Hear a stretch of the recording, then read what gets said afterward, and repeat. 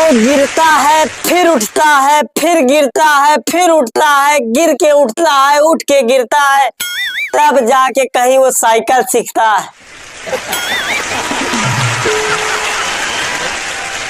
तुम्हें क्या लगा कि मैं मोटिवेशन देने यहाँ पे आया?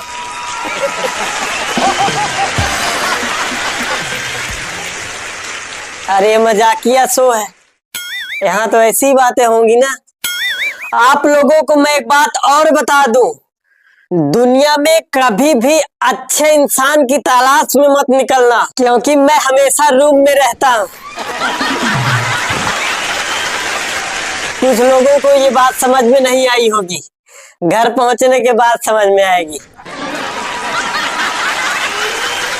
अरे लड़कों, तुम लोग धन्य मनाओ कि महाभारत और रामायण काल में नहीं पैदा हुए हो, नहीं तो जब स्वयंवर होता ना तो भरी सभा में लड़कियां रिजेक्ट करती, तब कितना गंदा फील होता। और आप लोगों को एक बात बता दूं मैं, कभी भी किसी चीज की बुराई मत करना और ना ही कभी किसी को कमजोर समझना।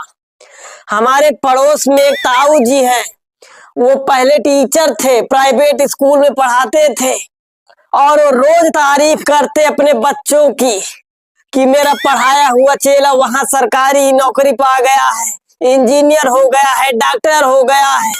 अंत में जब उनको वृद्धा पेंशन बनवाना था तो वही लड़का काम आया जिसको कक्षा 8 में फेल कर दिए थे। अब वो प्रधान हो गया है गांव का।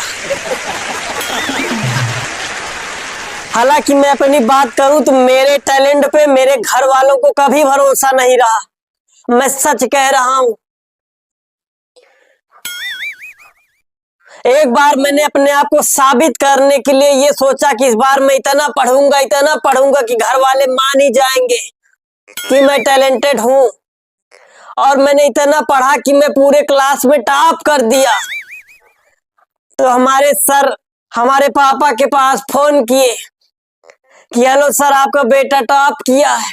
तो हमारे पापा जी बिना सोचे समझे कह रहे हैं कि रॉन्ग नंबर लगा है।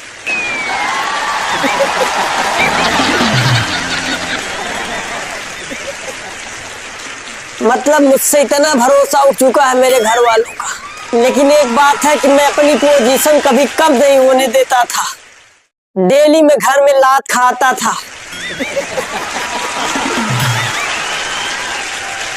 हाँ, सच कह रहा हूँ।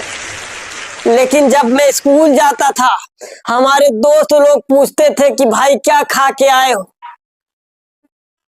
तो बड़े शान से बताता था कि लेग पीस खा के आया।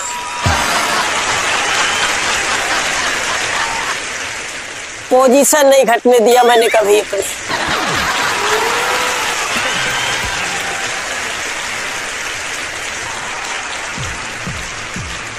आजकल ये बॉटल स्कूल लेके जाने वाले बच्चे क्या समझ पाएंगे कि हम लोग पानी पीने के बहाने पूरे स्कूल का चक्कर लगा लेते थे।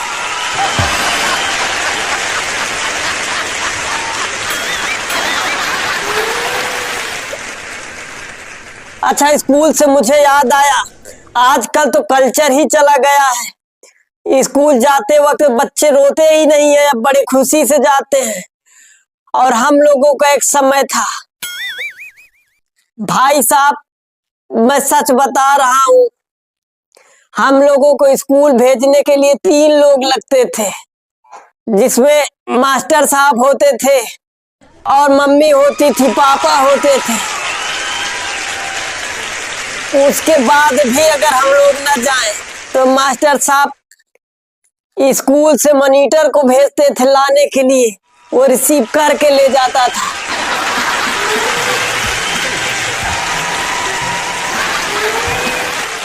लेकिन बच्चे तो बच्चे फिर भी कहीं न कहीं छिप जाते थे। सुबह छिपते थे और शाम को जब छुट्टी होती थी तब निकलते थे और बच्चों के साथ घर आते थे।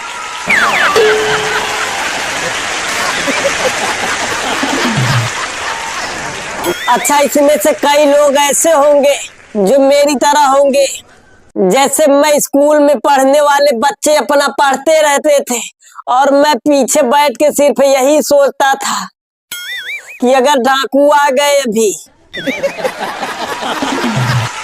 तो मैं तो बच निकलूंगा और अपनी गर्लफ्रेंड को भी बचा लूंगा। कभी कभी तो ये ख्याल आता था कि भूकंप आ जाएगा, भूकंप आ जाएगा तो सिर्फ 2 लोग बचेंगे, एक मैं और एक मेरी गर्लफ्रेंड।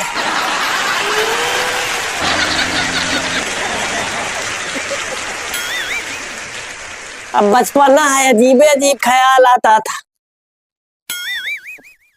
और एक बात मैं बता दूं, मैं तो हमेशा खिड़की के पास ही बैठता था, क्योंकि मेरे खिड़की से उसकी खिड़की दिखती थी।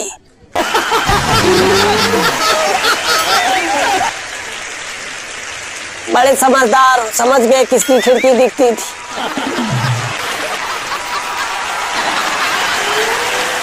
और दिखती ही नहीं थी, वो भी खिड़की के पास ही बैठती थी।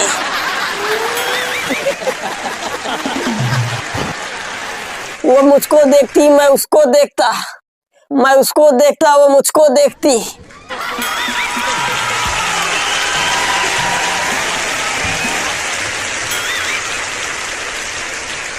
ऐसे सिलसिला चलता रहा। वो किसी और की हो गई, मैं यहीं रह गया।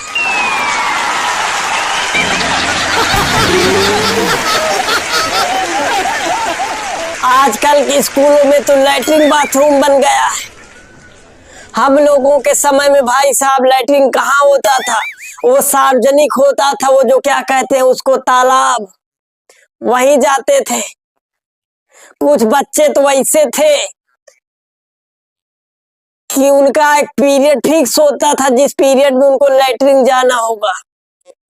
जैसे कि मैथ का पीरियड हो गया, इंग्लिश का पीरियड हो गया, अब वो पूरा एक पीरियड वही निकलता था उनका।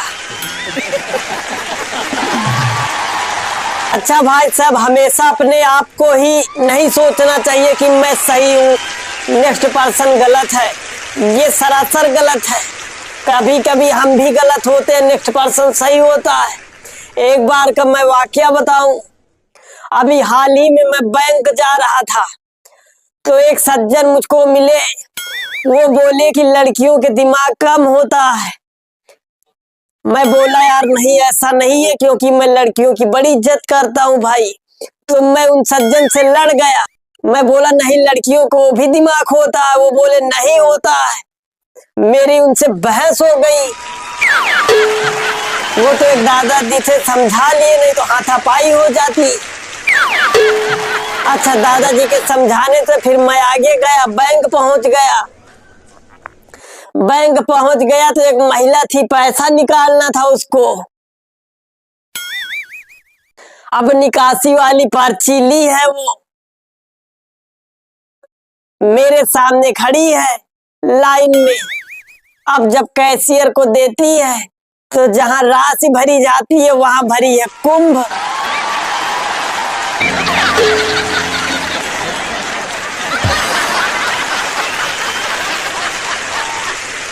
और उसके बाद जो नगद कैश विवरण होता है उसमें भर के रखी है कि पति के साथ कुंभ मेला घूमने जाना है, कृपया 1000 रुपए निकाल दीजिए।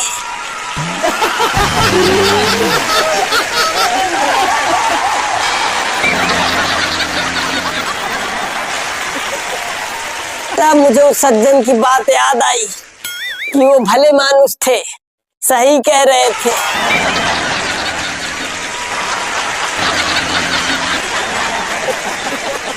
तो कैसा लगा ये वीडियो? अगर अच्छा लगा हो तो कमेंट बॉक्स में कमेंट करके जरूर बताइएगा। अगर चैनल पे नए हैं तो चैनल को सब्सक्राइब कर लीजिएगा। मिलते हैं एक नए वीडियो में, तब तक के लिए जय हिंद।